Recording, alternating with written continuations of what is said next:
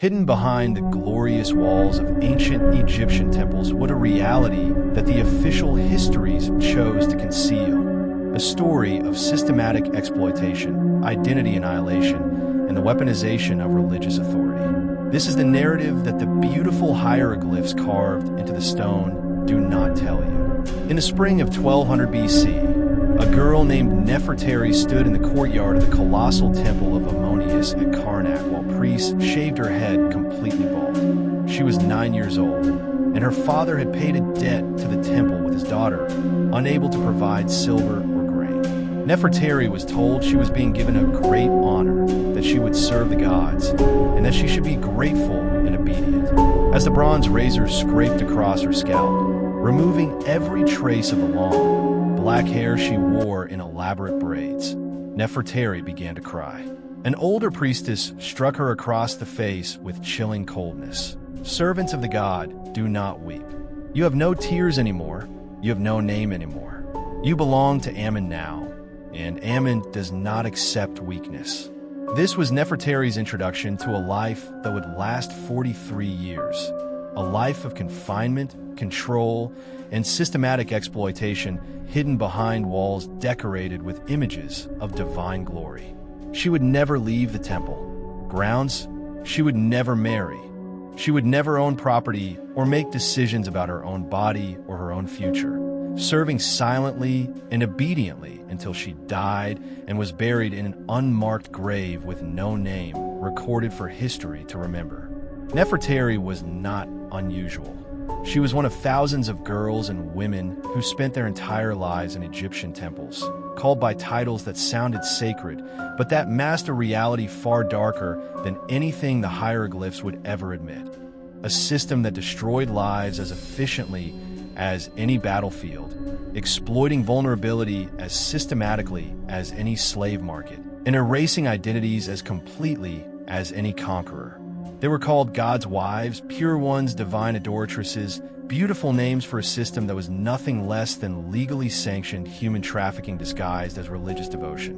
When people imagine temple virgins, they picture elegant, respected women living lives of spiritual devotion, like the Vestal Virgins of Rome. This romanticized image is profoundly wrong and was the intended result of sophisticated ancient propaganda designed to hide the cruelty.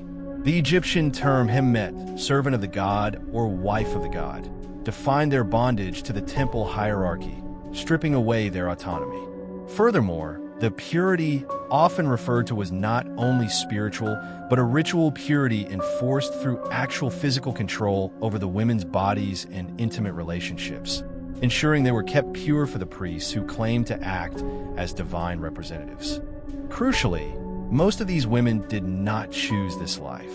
They were given into temple service, often as children, through several mechanisms that stripped them of agency. Some were pledged as religious offerings, but many were given as payment for debts, exactly as happened to Nefertary, due to the immense economic power of the temples. Others were seized as tribute from conquered territories.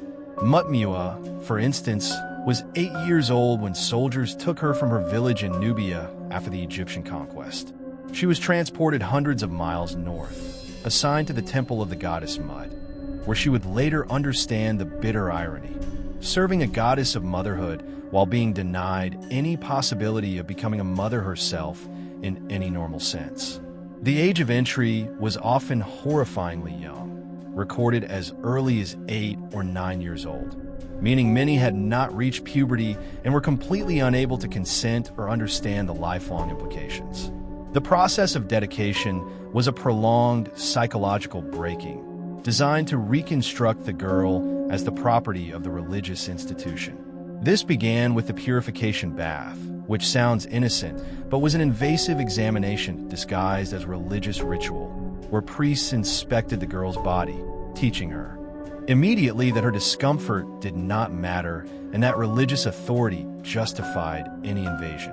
This was followed by the shaving ritual and the renaming, Nefertary becoming Nefert Nebet, which completed the symbolic death of her former self.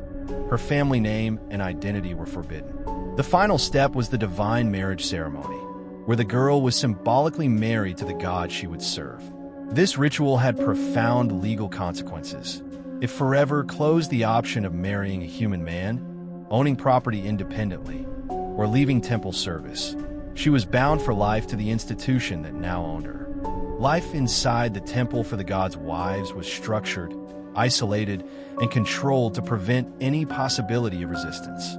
They lived in communal sleeping quarters with no privacy, waking before dawn for hours of repetitive, arduous labor, weaving linen, grinding grain, and preparing offerings, all framed as sacred service while benefiting the temple as a massive economic entity.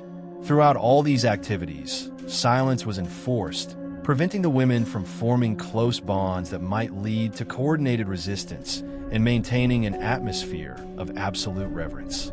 The story of Takayat, a friend of Nefertary, who was brutally struck and broken from merely whispering, serves as a chilling testament to the severity of this enforced silence. Furthermore, this control extended to constant surveillance and regular intimate inspections conducted by priests, ostensibly to ensure ritual purity, but which were in reality systematic, repeated violations disguised as religious necessity. Nefertary learned to simply leave her body during these examinations, letting her mind go elsewhere while her physical form was handled, recognizing that resistance was pointless and would only lead to punishment. They were trapped not just by physical walls, but by economics and psychology, taken too young to remember life outside, without money, property, or family connections, which had been deliberately severed. There was literally nowhere to go. Their indoctrination taught them they were blessed and chosen, but it also taught them that priests spoke with divine authority, preparing them to accept violations they might otherwise resist because resistance meant defying the gods themselves. The darkest reality centered on the sacred union rituals, where certain women, designated as God's wives, were required to participate in ceremonies described as divine marriage. High-ranking priests, claiming to embody the god, dressing in costume and speaking in the god's voice, exercised what they claimed were the god's marriage rites. These were coerced encounters between powerful men and powerless women who could not refuse, report abuse, or escape. Resistance was framed as blasphemy that could bring catastrophe upon all of Egypt. When Nefertary was 14, she was selected for her first sacred union. Terrified, she tried to back away, but other priests grabbed her, forcing her to submit while the high priest claimed to be Ammonius himself. Nefertary understood, even at 14, that this was not sacred. It was violation disguised as religion. The cycle was perpetuated when some women bore children as a result of these sacred unions. When Nefertary was 16, she realized she was pregnant. Her children were considered blessed, but they were the property of the temple and evidence of the exploitation. Her daughter, Nefertary, was taken away after weaning to begin training as a temple servant, forcing Nefertary to watch her child be absorbed into the very system that had exploited her. For women who reached a breaking point and actively resisted, who spoke openly of escaping, or refused the sacred union rituals, the temples had a final, terrifying punishment: dedication to the desert or return to chaos. The woman would be taken beyond the cultivated land into the vast, lifeless desert, stripped of food, water, and shelter, and abandoned to a slow, agonizing death by exposure. Hanutmahite, a woman who had endured years of service and multiple sacred unions, stood up during a meal and declared loudly, "This is not holy.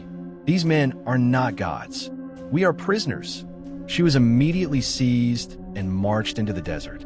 The other women were forced to watch her collapse and die over hours, a brutal public spectacle ensuring they would remain obedient.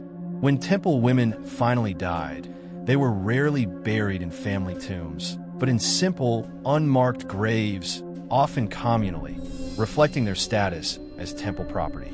Nefertary, dying at 52 after 43 years of service, was placed in a communal pit with no marker, a final, systematic act of erasure designed to ensure she was forgotten as an individual. Yet, in defiance of this erasure, some women fought back in the only way they could. They carved brief, desperate messages into hidden corners of the stone walls. Mutmua, the Nubian girl, scratched her final words 2 days before she died. I came from beyond the first cataract. My mother's name was Amaneder. I never forgot her. I never forgot who I was before they took me. Know that I existed. Her message, hidden in the darkness, was a final refusal to be silenced, a powerful testimony of human suffering and resistance. The temples still stand, but now you know the truth.